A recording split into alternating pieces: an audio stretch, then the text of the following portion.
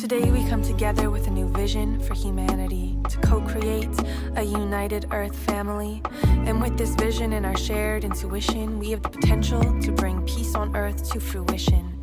We imagine a world where we take care of all of life. And with this intention, we become beacons of light. So let's join together in manifestation to bring about societal transformation.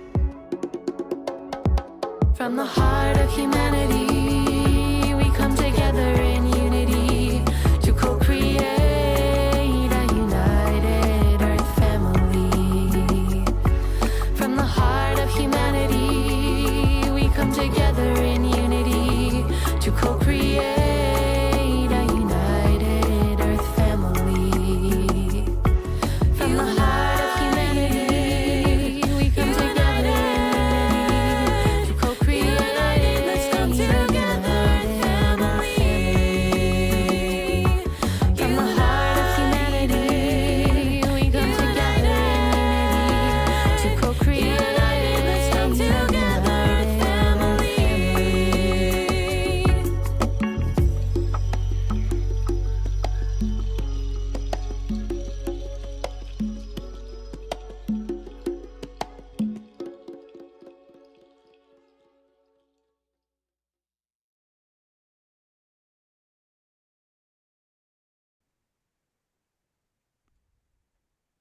Welcome to One by One. One by One is dedicated to highlighting extraordinary people.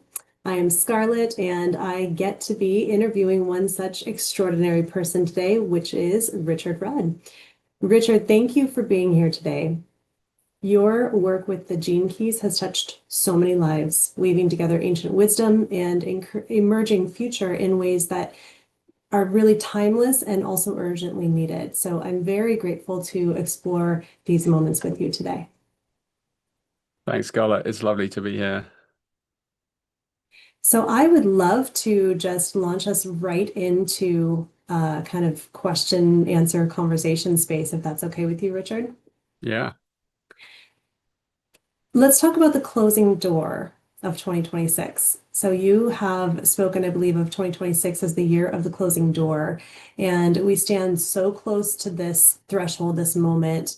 What does this closing actually represent? What world are we leaving behind? What are we being invited to release right now? Yeah, well, it's a kind of technology of mapping cycles that comes with the gene keys that also functions through a system called human design, which are kind of modern variations of like ancient mapping systems and tools. And so using the tool of the gene keys and the I Ching is a wonderful way of actually mathematically correlating with different long cycles, like the Indians called them, the Sanskrit, they were known as the yugas, and they have many different names, and that's where a lot of our prophecy is coming from people who are able to read these long-term patterns. And in the Gene Keys version, or the human design version, is the same.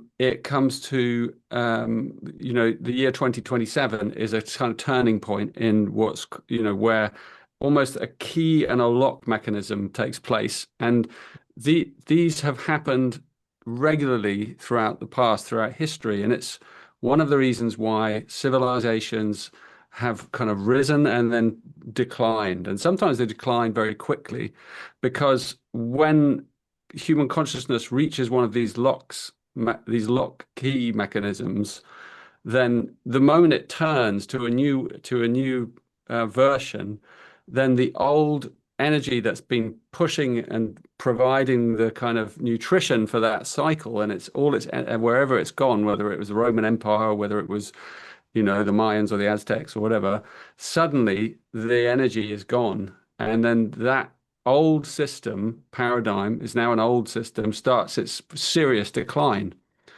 And then new shoots begin to emerge. They probably already are emerging as they are today. Like, we see new shoots emerging, but we also see old paradigms kind of flailing and beginning to kind of show that they're not going to last much longer. They're crumbling in various places. And so you start to see this chaos moving.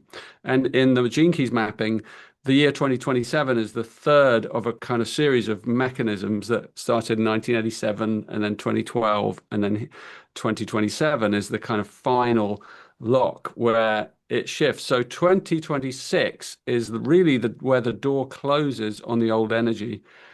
And that has lots of implications in a way. It means that once we reach 2027 or sometime, and it's not like instantaneous, it's not like it happens on New Year's Day, or like it happens in pulses, like a birth happens in contractions.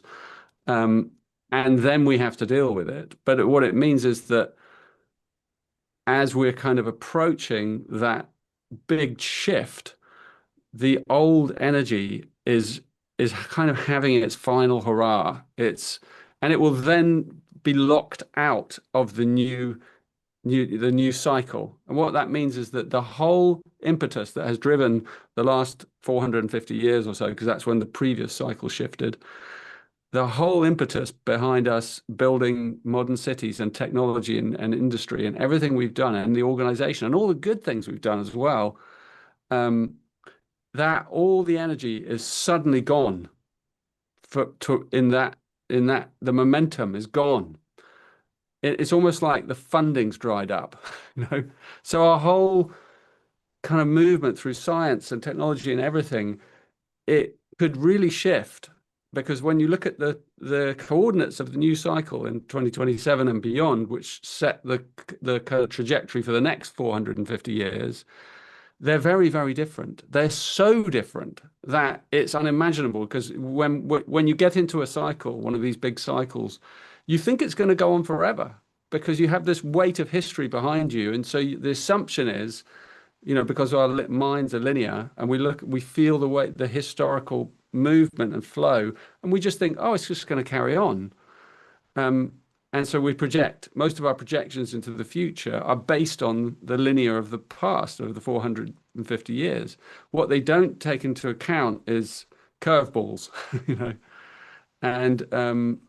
And so that's probably, we like the pandemic was a curveball, for example. And I think Donald Trump is a curveball. I think they come at different times, and they kind of throw things up in the air. Those events, or that come at the end of cycles, particularly. And they don't often seem to make sense, and they weren't expected in some way. And so 2026 is the ending of an old cycle, and it's like the new shoots are going to begin to emerge. They're already beginning to emerge, and the new shoots are like internal shoots of awakening, of a different kind of human and a different kind of civilization, the dream of a different kind of civilization. But that will then take a long time to manifest, because time is time, right? Yeah, I mean, there can be bursts of like miraculous, manifestation, but generally the weight of civilization and humanity, it takes time for things to happen here on the earth plane. And so, but it's a very exciting time, and that year, next year, feels like a crunch year. And so I've really put a lot of emphasis on it as a year where you want to be very clear about the decisions you're taking, because you don't know, there's something that's finished at the end of next year, and it's finishing next year. And it's not like that shouldn't be a pressure for anyone. It's not like you need to be worried. It's an incredible opportunity, which we can get into a bit more if you want. But that's sort of that's the cosmic backdrop or context. That's amazing, Richard. I think so many of us resonate with this, with what you're saying right now, the kind of turning of the tides. I'm sure there's a million different ways that people are able to describe it and experience it, ranging from the spiritual to the, metaphysical, quantum physics. People have lots of different vantage points, right, to approach this big shift.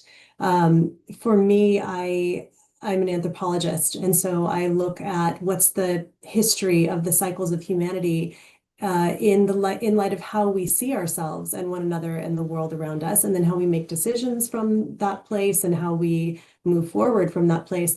So I, earlier in my life, kind of leaning into my young adulthood, noticed like these patterns are emerging in such a way that's kind of indicating like all signs are pointing towards there's going to be a big shift happening.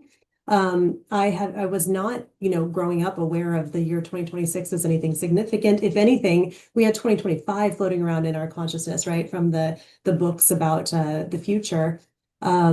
But I do think it's something that everybody is aware of on some level in their being. And it's like, how now the question is, how do we approach this? How do we be present to it? How do we make decisions about who we're going to be amidst this evolution?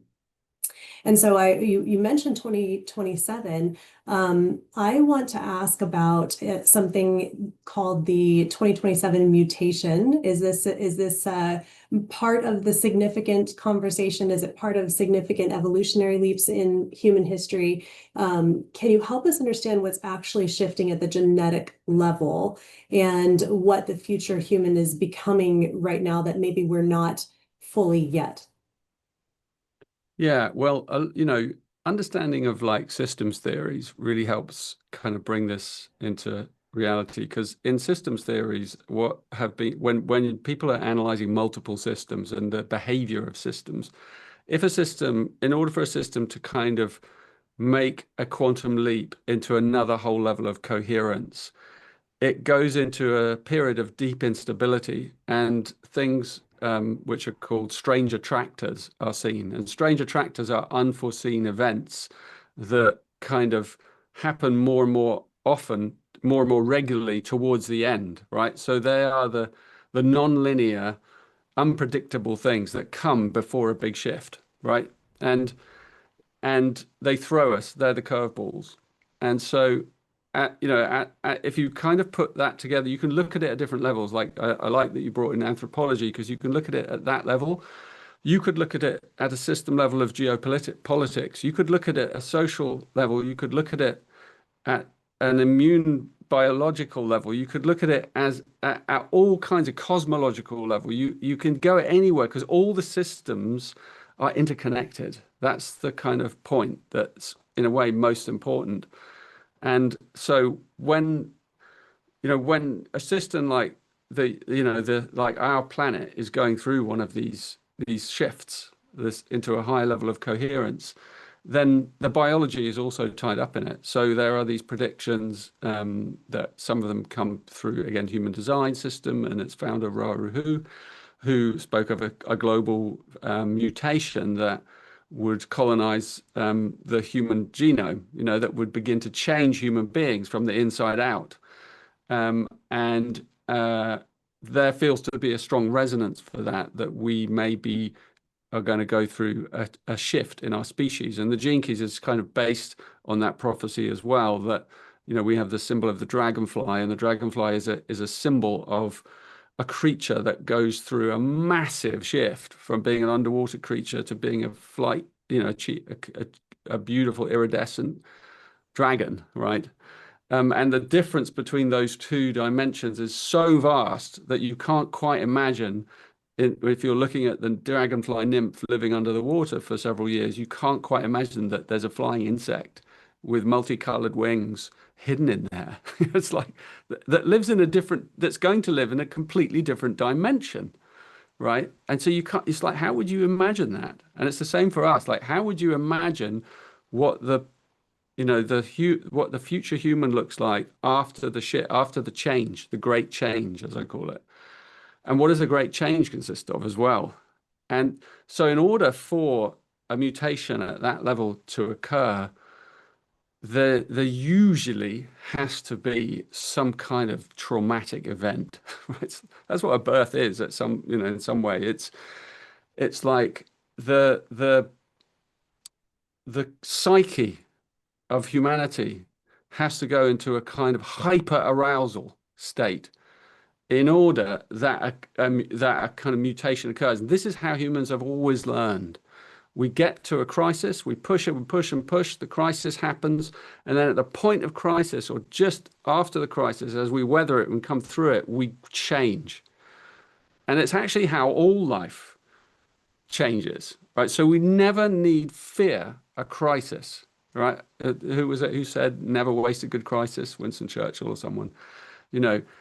And but I think this is probably one of the biggest we've ever faced because it looks like being a planet-wide crisis, you know, and probably it's most likely brought on by the climate, you know, and the shifts in the earth and the patterning of the earth. You know, it's obvious that that's, I mean, that's, you know, the science is there. It's like it's very, very clear that it's happening, and we are not stopping. In fact, we're accelerating, you know, it. And that's our nature to be blind to it until it's happened, you know, and because we haven't learned yet. You know, some of us are exasperated, many of us actually, like why are we carrying on like this? But the mass consciousness and the mass consciousness it operates at a lower frequency, and so do most of our leaders, unfortunately. And so and that includes leaders of corporations and organizations, you know, and all of that. Like they're still operating, many of them, most of them, at that kind of well, we know what it is, the level they're working at. And so in a way, I want to kind of reassure people that if you look at this as a system level, the system knows what it's doing. We humans don't know what we're doing because we're mostly doing it unconsciously. But the system is working through us in order. Nature, Gaia, is working through it. We're part of Gaia. That's what people get worried that they think we are doing this, and we are, but we're also a part of Gaia doing this to herself. Why is Gaia allowing this? Why, you know, we say, like, why is Gaia doing this to herself? Because Gaia is part of a wider system that is engineering a breakthrough. You know, and she's done this in the past. Like, you know, there have been things where it's happened in the past, like the same way, you know, where things over proliferate, and we are over proliferating in a way. And when things over proliferate, they then there's a natural mechanism of culling that comes in at a certain point. You know, so a system goes through a kind of culling process, as you know. That sounds kind of cruel, but it's I'm looking at it from trying to look at it from a very impassive scientific sort of way, where we take emotions out of it, or we even take spirituality out of it, and we just see that, you know, there's a system change going on, and it's a part of a much bigger occurrence that is almost a plan, you know. And it's happened before, but it's happening on a bigger stage in a bigger way, and it involves the whole of humanity. And so, yes, there's a really good chance that humanity is already biologically mutating, but we can't quite see it. You know, I mean, we're beginning to see bits of it here and there. We're beginning to see it through more and more humans awakening to a higher consciousness, and realizing that they're not just this anymore. Because when you realize you're not just this, that you're an eternal being, your whole view shifts, your paradigms shift. But you have to kind of go through your traumas and heal all that stuff in order for that awakening to occur. And then you have a very different view of, you know, of the world. And it can be quite difficult because you're then looking at the lower frequencies and they're not stopping, and you don't know how to stop them. And you think it's like, shit, we've got to stop them. And we can't, you know, or it looks like we can't. But what I'm saying is that those awakenings that many people are feeling are the young shoots. They are the young shoots of the new consciousness that emerges as the old declines and drops away. And the old is now declining and dropping away. And so we're going to most likely see a lot more of that in the decades to come. And we're probably going to see a lot of it in 2026. And what usually happens is that when strange attractors come, unpredictable events, they create more fear in the system. So that's what's really important about the way we begin 2026, this new year, is that we do not succumb to the fear that may be propagated during this year that we're moving into. Anyway, I don't want to worry anyone, because I hope that by the end of this call together, people won't feel that at all. But it is important in a way going into a system change to understand. It's like a mother going into birth for the first time. She doesn't know yet what that's like, but the second time she knows, right? If she has it again, she knows exactly what's coming. And it's like we don't know yet as a species, what's coming. And it's it's a quite a thing that we're about to go through. Well, I agree with you so much, Richard. A lot of my work is in systems thinking and systems change. And so I agree that approach of being able to have the greater context really allows you to do different things than would be possible otherwise. This is why I also really love what you said about taking a different vantage point, perhaps setting down emotion or setting down, one of the other aspects of the human experience in order to experience something else. I like to think of those as lenses, right? I'm going to try on this lens or try on this lens. And in some way, it's very similar to just what it is to have the human experience. We're being those fractal reflectors of all that is. And so when we lean into imagining those different lenses, we're getting the multiplicity experience of a greater context, perhaps. I do think that that expands what's possible for us. And if we design from that space, then, then we're lifting the ceiling of possibility. So what becomes possible for us next? And the other thing that really stood out to me about what you were just saying is really this essence of almost a paradox or dichotomous nature of what people are experiencing right now. So many people are experiencing death, despair, things falling apart. There not being enough, things being incomplete, fractured, damaging. Some people are experiencing greater abundance than they ever have before, are feeling greater levels of synergy, are feeling elevated in the day-to-day tone, energetics, frequency, just overall experience, and including emotions of their life. And some people are oscillating between those things and wondering how on earth it's possible to have both of those experiences at once. And so I wonder, I mean, you touched on it here briefly. I think it's probably a bit of a hospicing and a birth that's happening simultaneously because of those systems that you mentioned that are really revealing themselves now to be quite insufficient for where we're going. But I wonder how you might describe the new human experience of, perhaps when we're a little further down the road of this evolution. How will we be experiencing reality differently than we do now? Yeah, well, I think there's like layers to that question, because you could look at you could answer the question based on how are we going to experience it, because let's just paint a picture, right? Let's say that the global systems go into a period of decline because we're not going to be saved by something or AI or anything. That's, it's too late.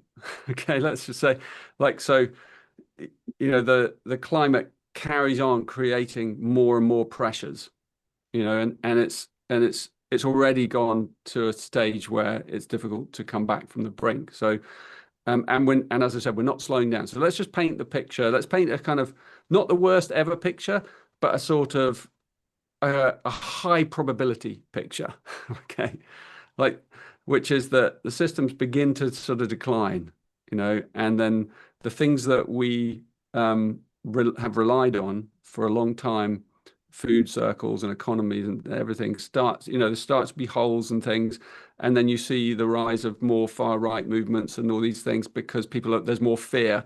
And so you get to see those things create biofeedback loops that create more isolationism, more possibility of kind of left field events or kind of battles or wars or things that break out. And so you see more societal breakdown. Let's assume that it just starts to break down in different ways. But what you see at the same time as these green shoots, So as the old ways are crumbling, you're seeing small pockets of, pockets of coherence. People who are realizing that that it's not going to be reliable to get your food and your energy from a centralized system anymore. So they're already beginning to set up small communities where they can create their own food, where they have low tech technology that isn't going to be attached to a centralized grid, and they begin to kind of work with creating these little pockets of safety, or circular economies, and more and more you begin to see that appearing, and and that's a grassroots level. So it's quite an invisible phenomenon because it's very localized. So it's not like in the news everywhere, but you begin to see it appearing more and more because there's a lot of very intelligent humans around as well,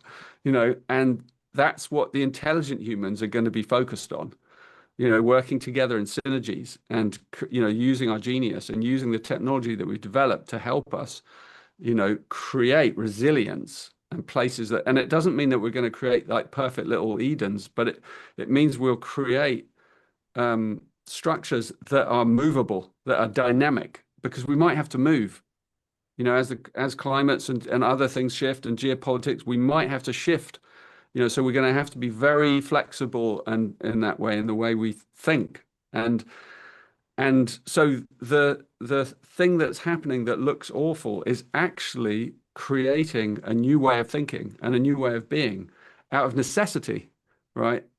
And so that's at a social level. But then there's another level, at a higher consciousness level, there's something else going on at the moment, right? And this is maybe where it comes into the mutation. Like there's something else going on in the human psyche, in the consciousness field, because as the old energy of this old kind of cycle begins to decline, the new cycle is about new neurology.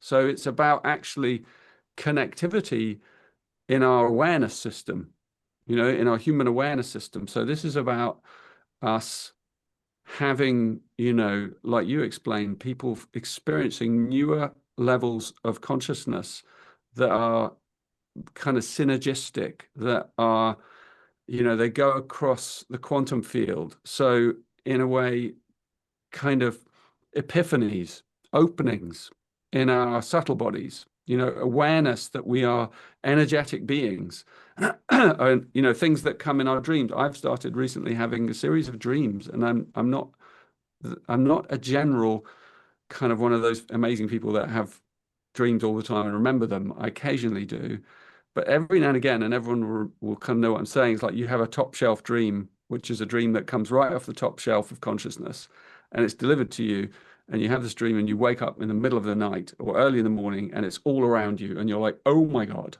I've just seen something, I've just experienced something. And I've started personally having more of those, not through any changes that I've made. I'm assuming it's because the consciousness field is ramping up, and it's in the quantum field, and other people will be experiencing similar things. But the dreams I've been having have been about interconnected consciousness, where I've experienced myself as a nodal point being connected to other nodal points of light, like in a brain, and that all the information of another nodal point, let's say another human being, is traveling down the kind of pathway and is completely available to me. Everything about them, their history, their memories, their secrets, everything. It's just like there's nothing hidden in that brain to itself. And then we're all interconnected like that. So I think that the mutation that's occurring is going to slowly allow us to experience that heightened state of collective consciousness. And I think some of us will experience it first, because that's, there are always flowers that pop up first in the spring, right? And spring is an energy, and there's always the first few things that pop up. And some of us, will experience, there'll be little groups of it where it appears. This was also part of the prophecy of the gene keys, is that these small groups of consciousness will appear, and it is tied to love, actually, because love is the feeling, true love, like not sort of emotional love so much, but love that just radiates out. It's like the love as being, as a sense of being. Love, it's not even love that has a direction. I guess it's what the Sufis called ishq, pure love. It's the love that you manifested as a child. It's unconditional love, and that field, as we feel it, because we've done our healing work, or we've done our inner work, and we've met some of our shadows, and we've embraced them, and we've transformed them, or we still are doing that.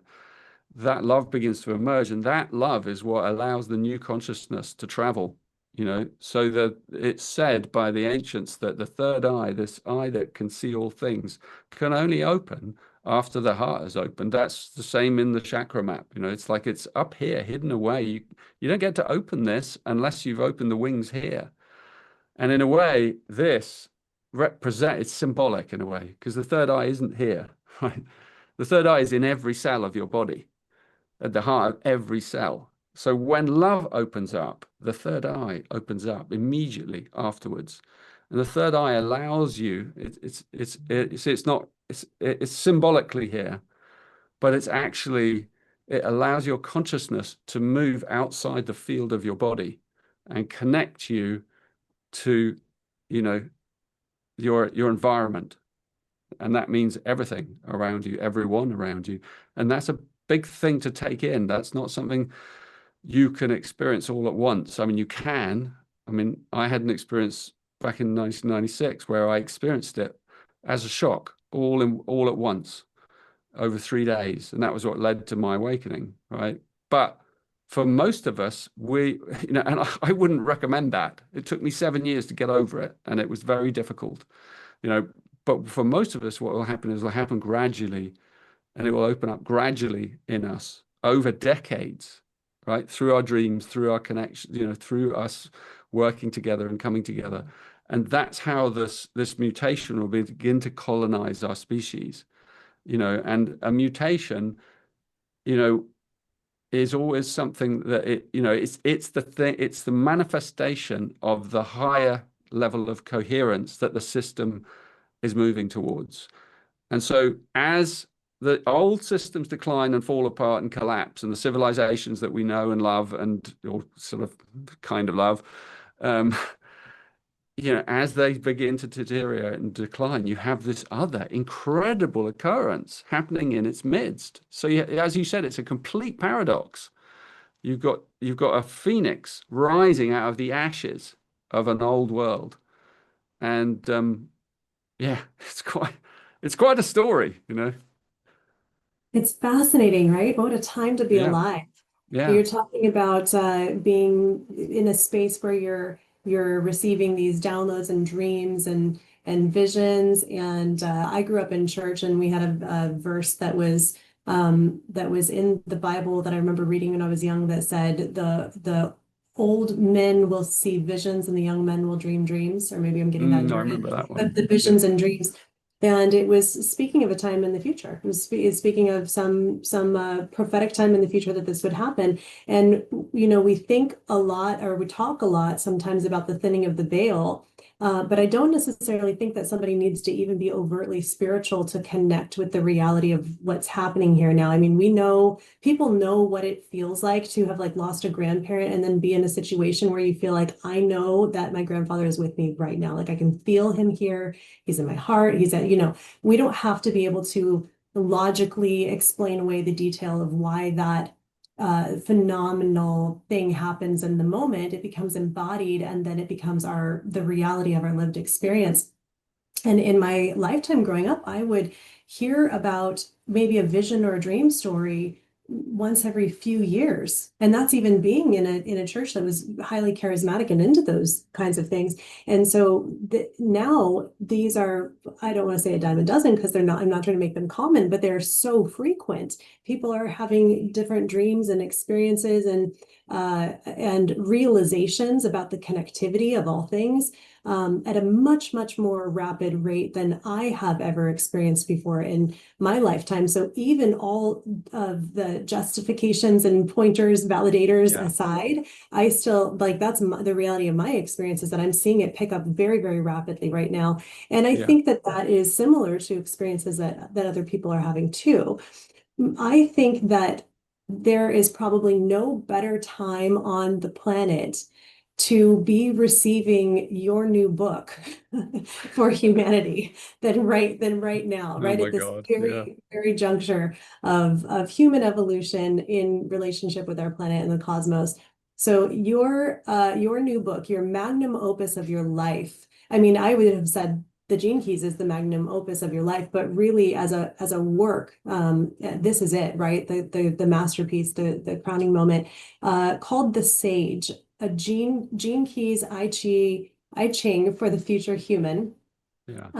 This is written to accompany us through the birth canal of future decades and centuries, right? So this is such a powerful image to hold and such a moment to be receiving it. Tell us a little bit, please, about what arose in you that called this book into being for right now. Well, yeah, it's not really a book like a normal book. It's like I sort of had this image. I didn't know while I was writing it that I really, because you write and I should just say the way I wrote it, it's based, the Gene Keys was the first big book I wrote, and that kind of launched my path, and that took 7 years, and it was like the beginning, opened the door, and it opens the door of the technology of the Gene Keys, which are very transformational, as you know, for like many people, and loads of people work with that book, and then the tools that come out of the book, and all the different programs and things that have been created. And then this one, because it's coded into the same pattern, the 64 of the I Ching and the 64 gene, codes of our DNA, and the 64 phi ratio and the spirals and the musical kind of octave, the 8 octaves and all of that. It's like it is the fundamental universal pattern of consciousness, right? That's why our DNA is made up of it. And so it resonates with our body, the Gene Keys. That's why they're called the Gene Keys, because they resonate with the body. It's an embodied teaching.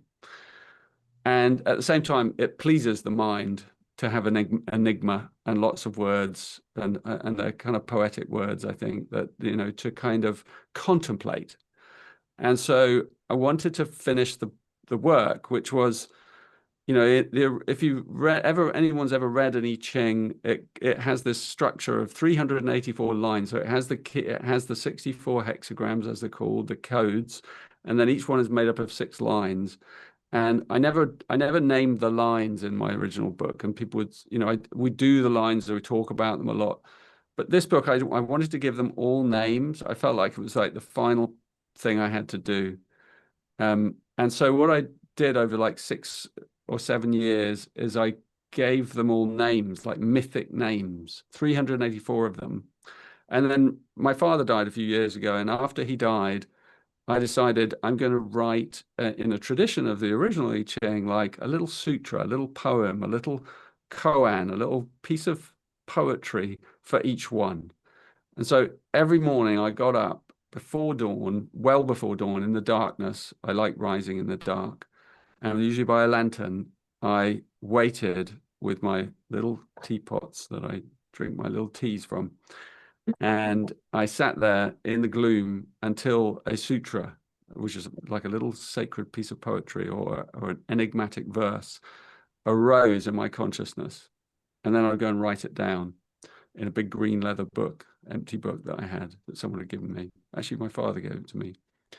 And then, and I filled that book with these sutras, 384 of them. I wrote them over a couple of years, really a year and a half, and one a day, one before dawn. And I didn't know where they fitted in the book or what they were or anything. And I then, after I'd finished them all, and I filled the book with these kind of things and lots of crossings out and like, oh, that line doesn't quite feel right. I organized them all. I went through a process of organizing them all into the correct places. So I thought, this is Gene Key 7, line 4, because I know the code myself and the formula in my body. I know how it feels. And so if I read something, I go, that fits there. And I went through a whole long process of kind of cataloging and categorizing the whole thing. And it was amazing how they all fitted in, you know. And then I had the basis of an I Ching, my own I Ching, but it had no reference to previous ones that have been exist, because there've been so many and so many wonderful ones. And I had a teacher of I Ching in when I was in my 20s, Hua Qing Ni, an incredible wise Chinese 74th generation master of the I Ching, right? And I sat at his feet for some time and learned from him as an embodiment. And so later I came to write my own, but it's not connected. It's like the dragonfly. It's not connected to the old paradigms in any way. So it has no shadow in it. Like the Gene Keys book is full of the shadow materials. It talks about your shadow, how you transform it, and it goes really deep into like difficult stuff. But this one, it has no shadow in it at all. It's only positive and pure. So, and then I wrote a contemplation for each one and a piece of oracular wisdom for each one, and a piece of mythos, which is like if you're using it with the Gene Keys with your profile or a chart or anything like that, So I created a lot of dimensions around it, and some of it will go into our app next year, so that it'll be personalized, and some of it will go into our programs, which we'll talk about later. But the main thing is going to be a book that will come out in the summer of 2026, probably in the summer. It's like, what I realized after I'd finished it, it hasn't been edited and I haven't written an introduction yet, but it's for the future human. I realized that, yeah, as we're going through this birth canal, there's going to come times when we're going to need to be reminded of where we're going, because when it gets really dark, sometimes you're like, oh my God, is this ever going to end? And and this book is like, wherever you open it, it's going to reflect something beautiful and pure and global, right? So it has mythologies from all around the globe that you can open it anywhere, and there's a little piece, a little trinket of a myth or a kind of idea or a notion that has pure light at the core of it. It's like a little fragment, a little scintilla of light, of truth. And so what you're looking at is, in a way, you're looking at the kind of DNA of the future human. And and that's why I said, you open up and you see, there's a little bit of the DNA of the future human. And of course, you can look at it through your own maps as well, but you don't need to, because we have all of that in us. And so I almost, like, at times I thought maybe I should kind of put it in use a certain kind of paper that's like, because now you can get like paper that's made from stone, so it doesn't burn, and it's like flame retardant. And so, because I don't know what kind of conditions we're going to be facing in the decades ahead. So I want this book to survive whatever comes, because it's going to be it's going to, I hope that's what it's for. It's for our birth. It's a birth book, to remind us of where we're going. And yeah, I'll pause there. But that's, yeah, it's called The Sage in homage to all the original I Chings. They often use that word in, the sage behaves like this. The sage, it's the enlightened expression of the human, and so that's why it's called The Sage, in homage to the ancestry of where it came from. Absolutely brilliant. And as you're speaking of this, Richard, I feel like I can feel the book. Like, I can feel what this feels like, and I also want this in my life. And so I want to get this book. We can order it now, right? Well, I haven't. No, you can't order it yet, because I Can't haven't order it even yet. edited it.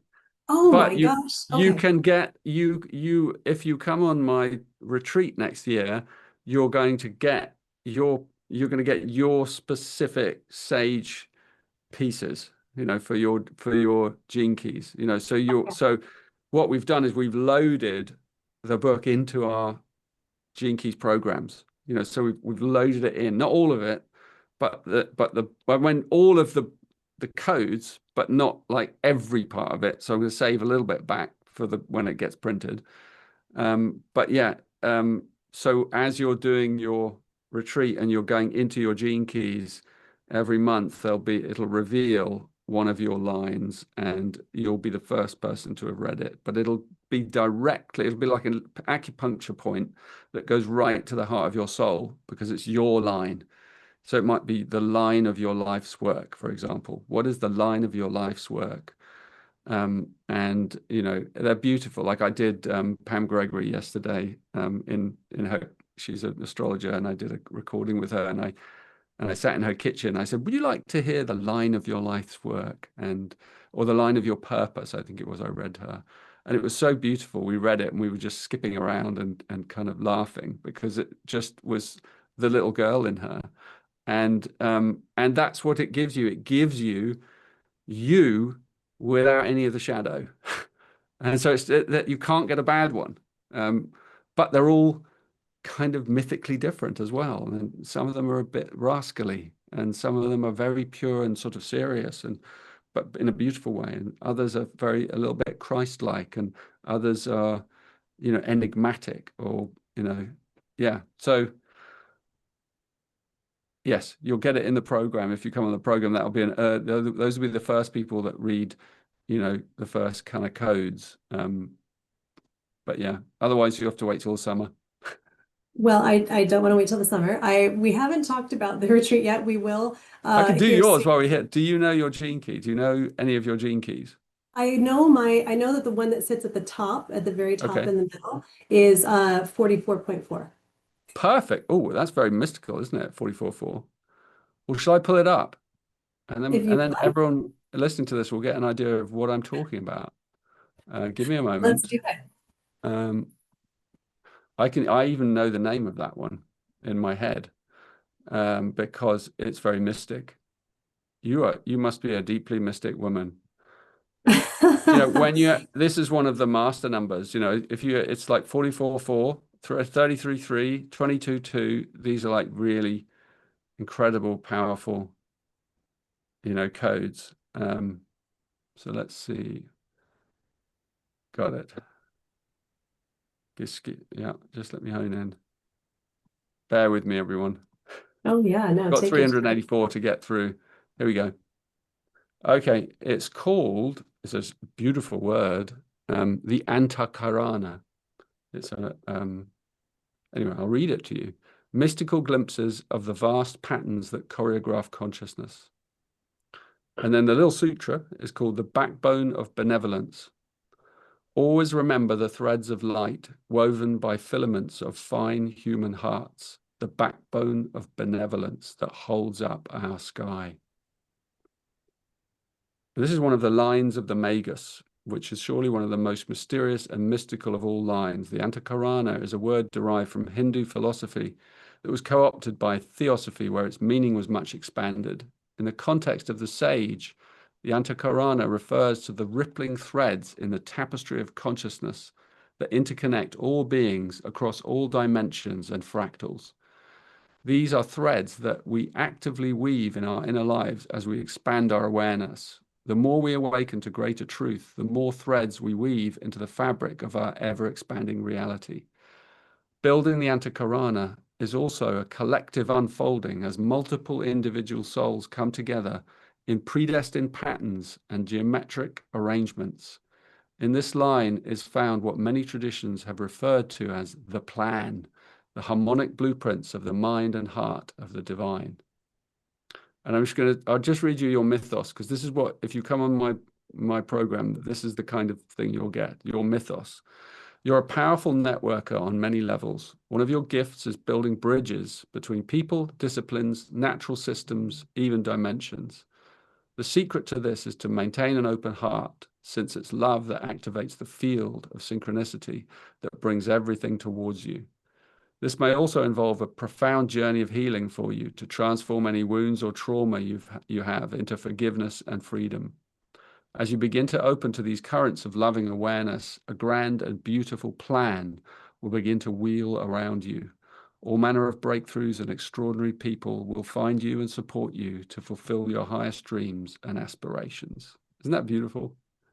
It is so beautiful. It is so beautiful. It's so apt as well for our conversation. It's wild actually, because it's also like there are some aspects in there that I can see playing out in my life. The meta patterning, the harm. I literally work on harmonic blueprints. Like that's my actual Wow. work. Yeah. So Yeah. Well, it's there you are. crazy. Very, very, very cool. I mean, I am there. This is, let's talk about the retreat. Let's shift and talk about Yes. the retreat so people know what this opportunity is. This is,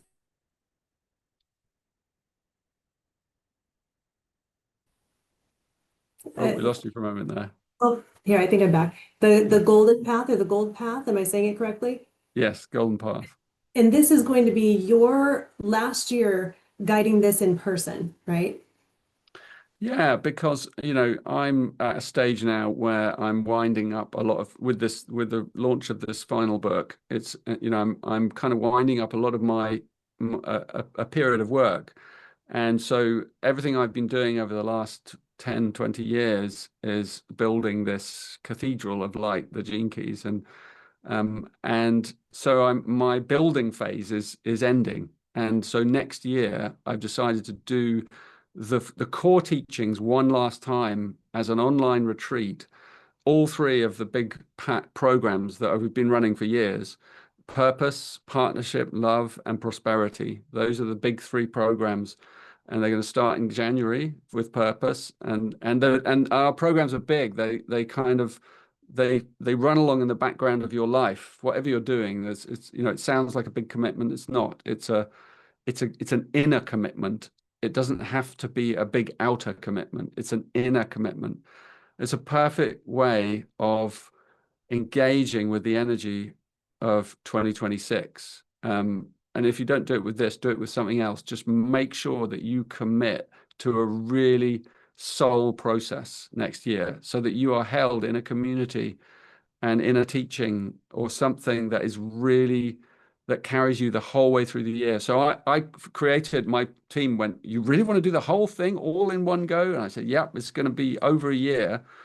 But you can come and do the first one, which is 4 months, and then see that, which is purpose. What we do is we take it really slowly. So you do one gene key a month. That's really all you have to contemplate. So you would take 44 line 4, and for a whole month, that would be your contemplation. You'd read it, you'd hear it, you'd talk about it, you'd be connecting with it, you'd be really going into it. You'd listen to the audio, you'd read the gene key, you'd learn. There's a little meditation. There's all kinds of layers and levels, and the idea is to embody it in your life deeper. And then you come to the next one, and there are 4 in the first sequence, and then we pause and we have May off. And then in June, we begin the Venus sequence, which is the codes of love, and trauma. So they take us into individual bursts of layers of our own trauma in order that we can heal them and open our hearts. And that takes us right through to the end of 2026. And then we take December off. And then in January, we do the Pearl, which is collective prosperity. It's about prospering. It's how we attract prosperity and release prosperity. And there's a real ordering to the golden path. So you embody first the purpose deep in your cells, and then you can enter into partnerships with real clarity. So if you're not embodied in your purpose, how can you be in a relationship in a very clear, clean way? You don't know where you begin and the other person ends.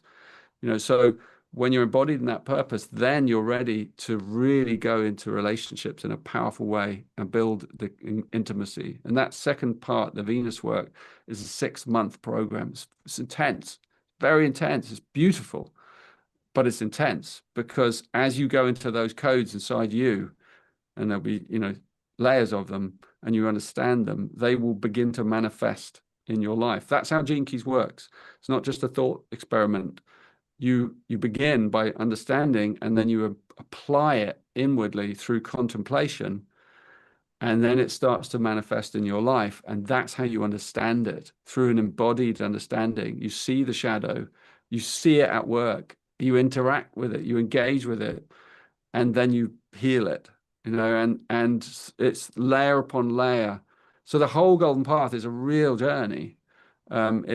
It's getting us ready for 2027, because whatever happens in that year, it's going to be, a very, I want people to get to 2027 and look back at the beginning of 2026 and go, I'm so glad that I set my course and trajectory on the way I did when I did, because whatever yours is, you don't have to do my programs, but do something that just sets your course so that you can weather what could be a very challenging year for the planet. And doing it with a group, with a big group, is whatever it is you do, or a small group, is a really powerful thing to do. So we're running this retreat in a completely new way. We've never done it like this. We've got multiple localized groups going on, and we've got lots of sub groups led by our Gene Keys guides who are teaching all kinds of additional things. So you can join any one you want. If you're interested in like singing, there's someone who's taking you through the whole golden path through song. If you're interested in deep somatic body work, there's someone, an expert, taking you the whole way through doing that. There are people doing it in their local areas. Like, so if you live in Santa Cruz or whatever, there's a group, there might be a group wherever you are, you know, there's a group of people doing it, might be 4 or 5, and they're meeting every month, and they're going to go through this journey together. And so there's all kinds of layers and levels. And because it's the last time I'm ever doing it, I'm going to pour everything in my soul into it. So I'm weaving from the whole Gene Keys synthesis every month, something from the 7 Seals, which is one of our spiritual teachings, something from the Dream Arc, which is the mystery of the animal totems, something from, you know, all the different areas and new things. And I've promised people it's going to be filled with surprises and surprise guests, and it's going to be a journey. So, and you're going to get the sage, you're going to get your sage keynotes like I just gave you to contemplate and really take deeply into your life, alongside all the other Gene Keys technology stuff that comes with it, like my audios, the beautiful meditations that are set to music, and we do community calls. You know, for those of us who can give the time, I really recommend that you actually meet the other people in the retreat. So you come together on these calls that we operate kind of regularly, and we have hosts that hold them beautifully. And then you end up in a room with 3 other people probably, who may be all around the world, but they're focused on the same frequency as you are and the same archetype, because they're in the same rhythm of the retreat. And that's what's so powerful about it. So you get to meet someone from Mongolia, or someone from Sweden, or someone from, you know, Canada. And you're like, it's always amazing who you end up with. It's not planned. But, you know, we've had people get married from being on these retreats. We've had people, I've known three people who all had a car crash in the same room together, you know, and share that. And like, you just see incredible synchronicities, and we build this coherent field, you know, throughout the year. So whatever's happening on the planet, you're inside a coherent field, you know, that is really doing inner work and holding, you know, a powerful, determined kind of commitment. You know, so that's why I wanted to, it was my answer to AI in a way. It was like, because AI was driving me crazy, because everyone in the new age world was like putting things into smaller packages and making more and more hacks and shortcuts. And I just went, no, I've had enough of all this. We're going to have the longest, deepest, richest, craziest program we've ever done. The opposite of all that. Something that really takes time, because working with the Gene Keys, it's transformation. It's real transformation. It takes time. You can't do that in a weekend. You know, it's not just it's not just having ayahuasca. It's like you got to bring it deeply into your life every damn day. So you need a discipline to do that kind of thing. And many of us don't have that level of discipline. So coming into the retreat, you know, you can do it however you want. Like if your life gets really busy and you can't, it doesn't matter if you miss a few weeks. You know, it's fine. We expect that. It's designed to operate with you and for you to be able to flow through it. But you're held in a rhythm that's powerful, that's tested, that works. And that's how we do our online retreat. So if anyone's up for it and you're feeling, and you kind of want to join, you know, a wild community of rebels, that is who we are. And you've got to be a bit crazy.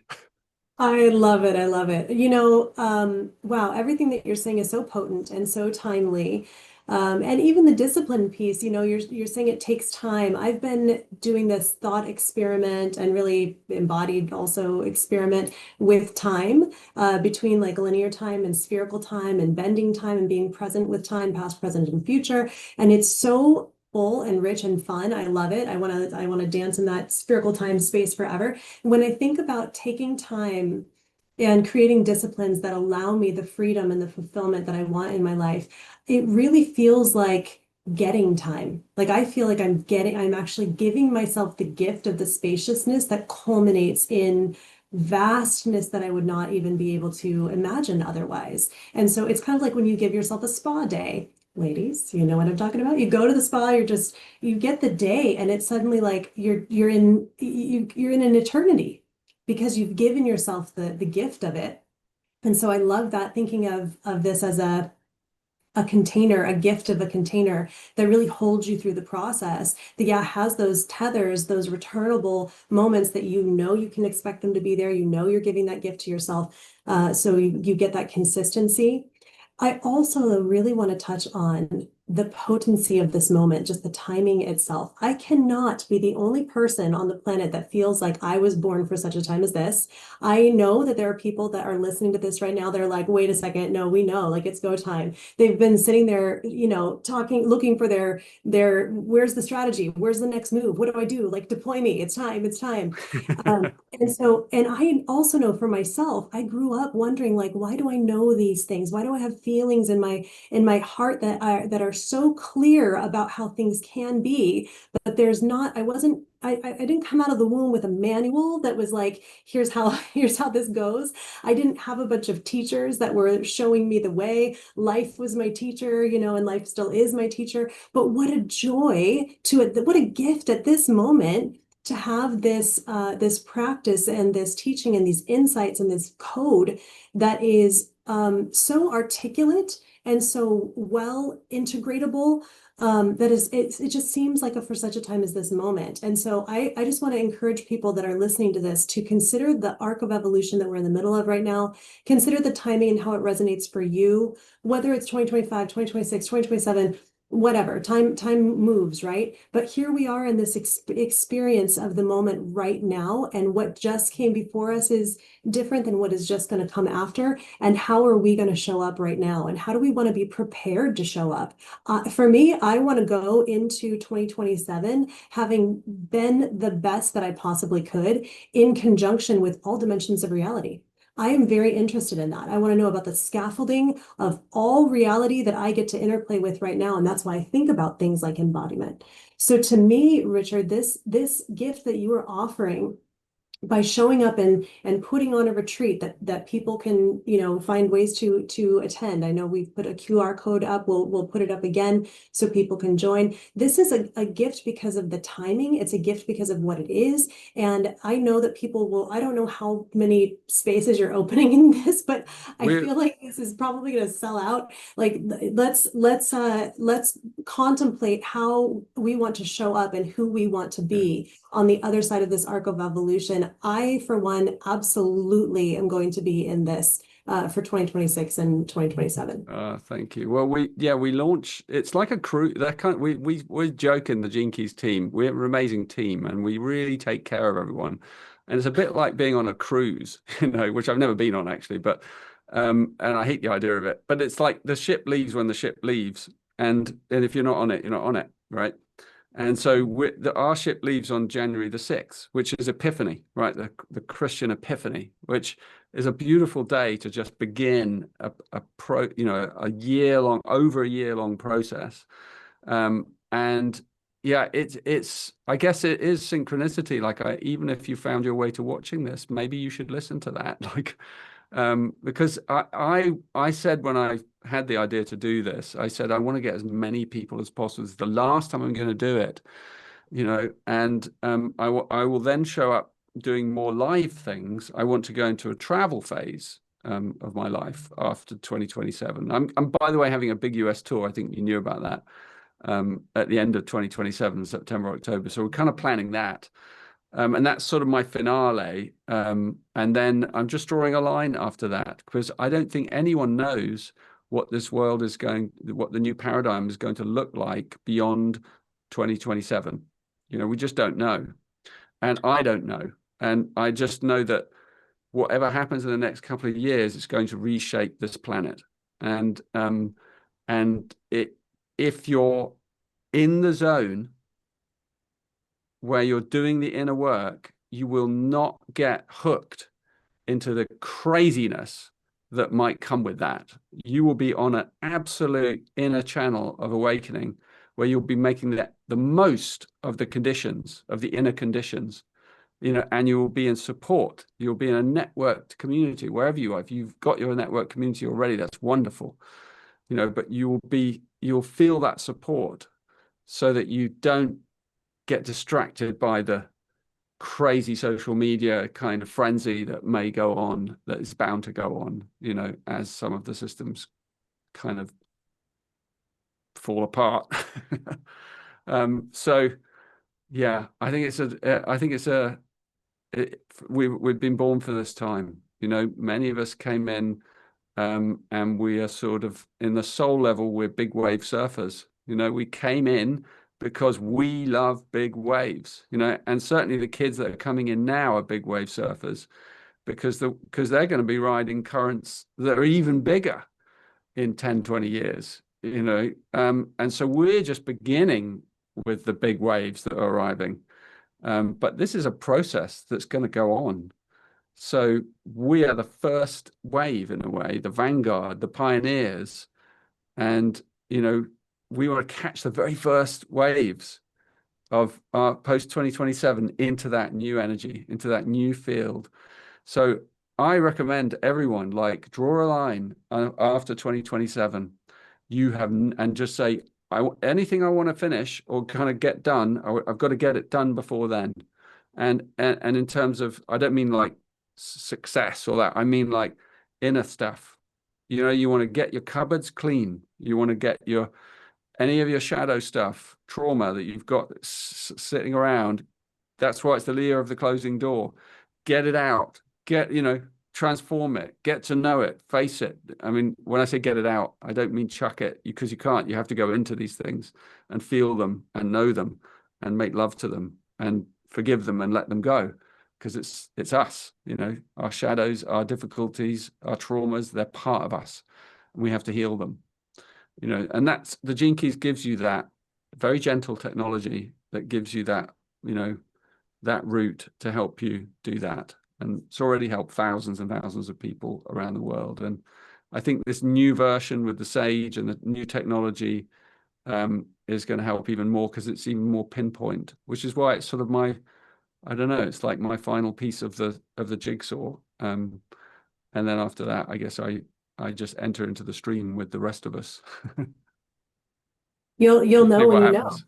Yeah, you'll know when we cross that line, like we all will. Exactly. We'll find out. I'm facing that age in life, I'm offering it to as gratitude to the all. There we go. The crossover is going to be exactly what it's going to be, and I'm so excited about it. Listen, for anybody who's watching Gawk right now, this is the opportunity to participate in the Gold Path, led for the last time by Gene Keys creator Richard Ruud, at a pivotal time in humanity's evolution. And Gene Keys, if you've never tapped into it before, I am certainly not the master at explaining it to you, but I do want to say what has stood out to me is that it is the embodied truth, the way to do the embodied part of the work. It is not just codex in contemplation and perception, it's codex in how it resonates with your DNA, with your unique way that you were built. And it's kind of like a guide then for how do we relate in this hologram we got plunked down into, and how can we do that to our best and brightest, and also for the best and highest good, and in conjunction with one another, the world around us. It is like a master key. And so I am not trying to hard sell it. I am trying to shine a spotlight on the significance of the reality of the moment and the opportunity. When's the last day that people can sign up for this? Richard, you mentioned it starts on January 6th of 2026. Yeah, I think there's our early bird prices I think end in November, and then you can book all through December. So you can check it out and go and sort of look. There's a lot of info about it and videos and things I've done, and you can find out how our online retreats work and see testimonials and stuff. And you can pay in installments and stuff like that. We've done that this time, which was a bit of an effort, but we were doing it. What was I saying? The way, all the different ways that people can sign Yeah, up. when So, does it start? November, I guess it's January 6th, and there will be some late registration. Because it's like there's always a bit of kerfuffle as we're launching. And yeah. I like the add drop period for college. Like you have a little window to mess up the fudge, and then there's always a bit of a everything else window where there's latecomers who are rushing and jumping. It's like, yeah. if you're one of those, that try and come a bit earlier. Yeah. Well, be on this cruise ship with us, you guys. Not a real cruise ship, but this virtual cruise ship. The gold path. So excited to have shared this time together. Richard, thank you for taking the time to come here on the One by One program and to share this time and space with me and with the larger Unify audience. I'm really excited for next year and everything that is to come. Thank you, Scarlett. Real pleasure. Blessings. Blessings to everyone.